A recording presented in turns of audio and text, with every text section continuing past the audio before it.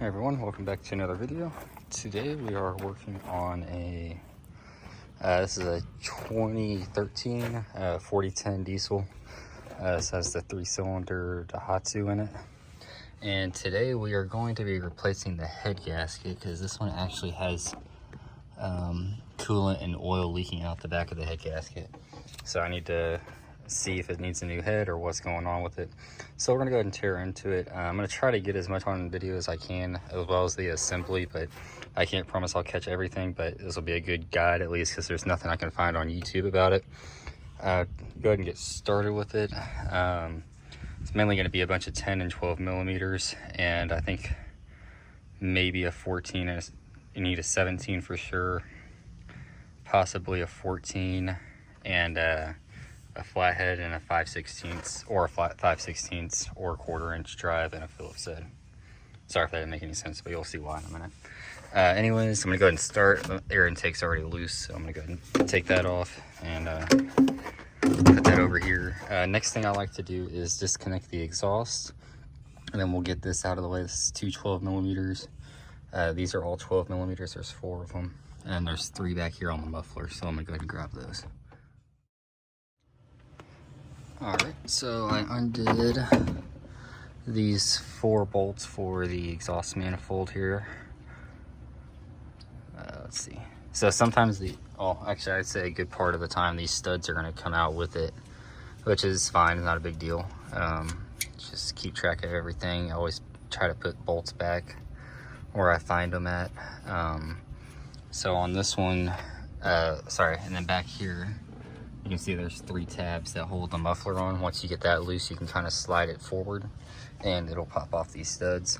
Next thing we're going to tackle is this right here. This is just a brace that holds it to the frame. We're going to undo that. This is 12 millimeter, and this is a 17 or a 19. I'm pretty sure it's a 17 though. And then after that also, there's also a 12 millimeter here for the dipstick tube that just unbolts and slides out of the way.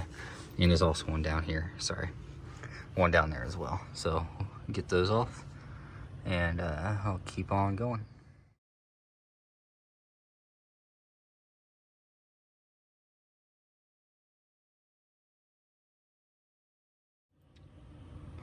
All right, also you can disconnect this 14 millimeter right here. You can swing this little bracket out of the way. I forgot to mention that.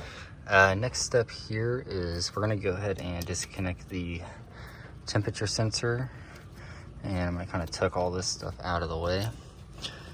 And next thing we're gonna work on is getting this air intake out. Let's walk around the other side here.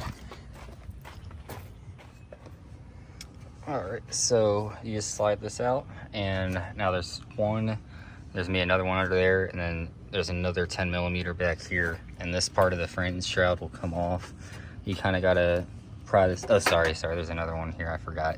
Once you get that out of the way, then you can start removing this guard, but you have to remove this one first in order to get be able to squeeze it by the fan. So let me go ahead and undo that. All right, and there's one bolt in here. I thought there was more bolts. I think someone might have possibly messed with this one, but I'm gonna go ahead and take this fan off. There's 4 10 millimeters in there, and then you can slide this fan off, and this will slide out of the way enough to pull the head. It's a little hard to get that one shroud out between the fan and this, but I don't like pulling coolant lines off and diesel lines off until toward the end, so there's not diesel and coolant everywhere. So let me go ahead and slide this off, and then I think next will be our alternator. All right, whenever I took those 4 bolts off, the pulley fell off with it, so I just set those aside. And so now we're gonna get this 12 millimeter here, and then we're just gonna loosen this 12 millimeter on the alternator just so we can swing this up out of our way and get it gone. After that, we'll go ahead and move on to our glow plug line here. So this will press on here, but you have to screw it off. Just an 8 millimeter right there. Then after that, I think we'll be ready to pull the valve cover, and also we can go ahead and release our injector lines and our coolant lines. So let me go ahead and get that squared away. All right, so we got the 3 diesel injector lines undone. I accidentally broke the return line. This is kind of common to happen. If they get really tight, they're hard to undo, and unfortunately that happens even though I try to prevent it. You can put a nut on the or a wrench on the bottom of here, or on the bottom on here if you have to. try to hold it so you don't break these lines. But sometimes it happens and I end up just having to get new ones. So it is what it is, but not the end of the world. So we'll go ahead and continue here. So the next step is you take these 10 millimeters off of here for the valve cover, and then you need to undo these little rubber grommets. They're a little tight. Might need to get something to pop it up, but you cannot. It's extremely hard to pull this valve cover up without undoing these grommets because it'll hit here on the water pump. So we go like this. Get each grommet up.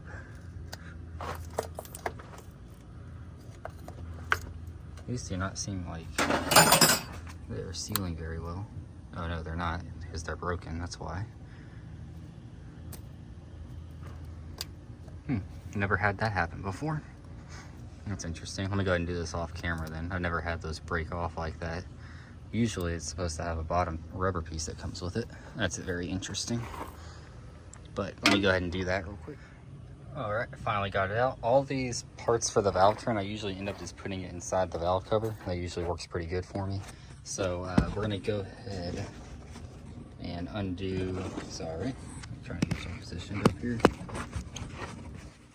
Do not have a camera stand today, I am sorry. Anyways, I'll just hold the camera. What we're gonna do is, of course, the one socket I grabbed is not deep enough. But we're gonna undo these 3 bolts here in the middle. These are 12 millimeters. This holds the rocker arms onto the engine. Wow, these are very, very loose. This engine looks like it has a little bit of milky oil. I know it's been overheated, so that's probably why. Oh wow, look at the valves. It's very loose. Anyways, let me go ahead and undo those and we'll lift this off. All right, so those are all loose. Go ahead and unthread them.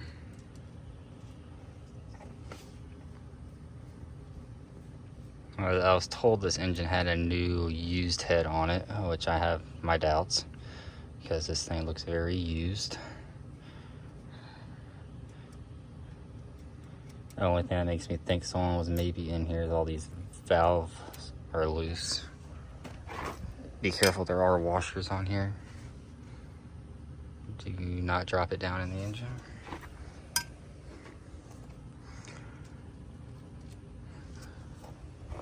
I think someone has been in here because there is, oh no, that washer was just stuck on there. I thought that was a flange nut.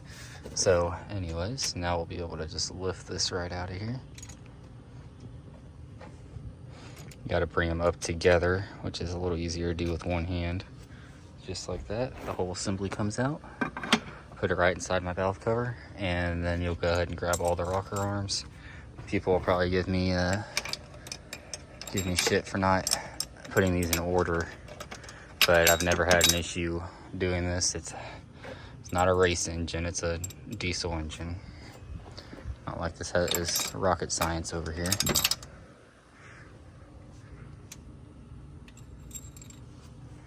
So now that those are out, the only thing we need to undo is this this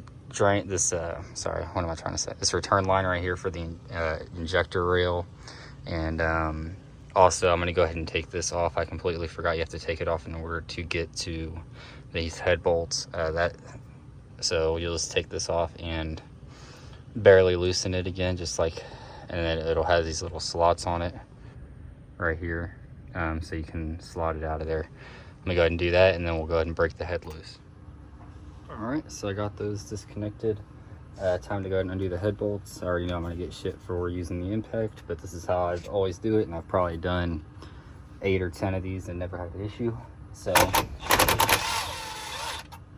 there is quite a few of these. I think there is about 16 or 20 bolts.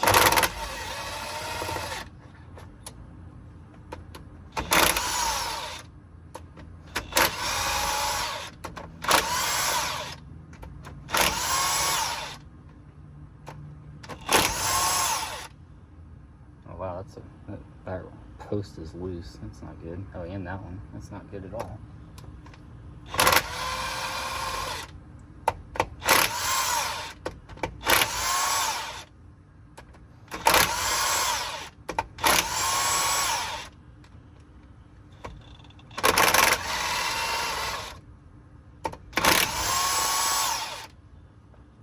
Alright, so that should be all the head bolts.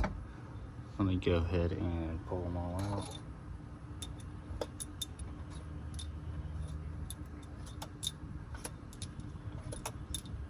I think this engine's been overheated. I think that's why these are all loose. I think that's the only thing that makes sense. Alright, I'm gonna go ahead and put these over here.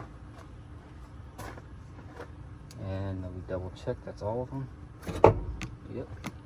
If you have to, you can bend these injector lines out of the way. I kind of already did off camera. But just like that, our head is removed. So, I'll go ahead and set this over here.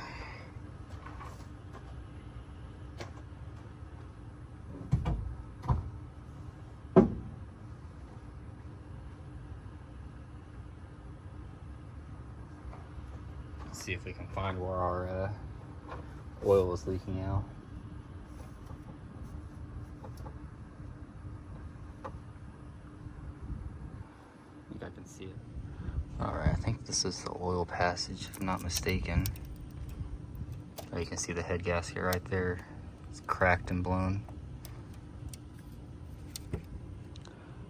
You can see this coolant passage is blocked up. You can tell this engine definitely got hot.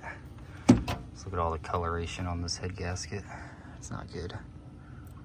Let's see if I can pull it off. Oh yeah, look at that. That is not normal whenever I take these apart. It usually just comes off real easy in one good piece. This doesn't look like an OEM head gasket either. It looks like it might be aftermarket. It's very thin and flimsy. You can see that one's broke.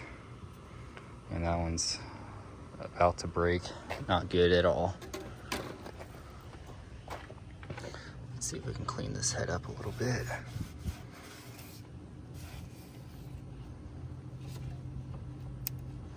Like, see, I'm not sure what all this is. I don't know if that's burnt oil that got put back on there. Wonder how the cylinders look. Not terrible. Could be a little better, but this engine didn't smoke, and usually a good test is I wobble the pistons around. If I can't wiggle them really at all, then I'm usually pretty good. All the lifters look all right. You can see what those look like right there. Let's see what this looks like. Whenever I clean it off. A little wear, but not too bad.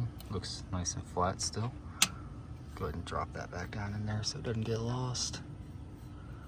Oil it up. See, I'm not sure what all this is. This must be all that head gasket material, I bet. But anyways, I'm gonna go ahead and clean this up. Go ahead and get a new head gasket on order. So it was leaking out right here on this back side. I'm not really sure why. I guess just blew past the head gasket, I assume. Only thing that makes sense. I have had that happen before. You can see here this coolant passage is all blocked up. You can see all the oil back here from where it was leaking out. I do have a different head I'm probably going to throw on there. I just don't know how much I trust this one. Now it's been overheated, I imagine it's probably warped. And kind of just easier to swap the head rather than send it to a machine shop. Might need to see about getting the block done too. I'm going to go ahead and put a flat edge on it and test it off camera. Usually I don't have issues with them if I just slap a new gasket on there, but you never know. But anyways, I think that's going to be part one for this video. I'll try to get the reassembly of this whenever I get all the parts in. I might not get it on camera, but it's basically the reverse of this. If you follow the cross pattern for tightening the head bolts, I believe there's actually even numbers on the head. Yeah, yes, there's numbers on the head for tightening order. If I remember correctly, the head bolts are about, I think it's 33 foot-pounds plus or minus 2 or 3 foot-pounds. I usually do about 33 to 35. These rocker bolts, these bolts right here, these are 20 foot-pounds, I believe, or they're like 18 or 19, but I think I always do it to 20 just in case. Everything else you can just snook up pretty good and you're set. So there's that if y'all need those numbers. This is a Daihatsu 950D. So if you need parts for it, you can also use the Daihatsu part number. Sometimes you can find the parts cheaper and easier, so there you go. All right, I'm gonna go ahead and clean this up and I'll get parts on order. And like I said, I'll try to video the reassembly. It's a pretty easy process. I feel like most people that are somewhat familiar with a wrench can get this done. I've only been at it for probably about 20 or 30 minutes, so it's really not bad once you get the hang of it. I think most people can have it done within an hour if you've never done it. So anyways, thanks for watching, and if y'all have any questions, just drop them below.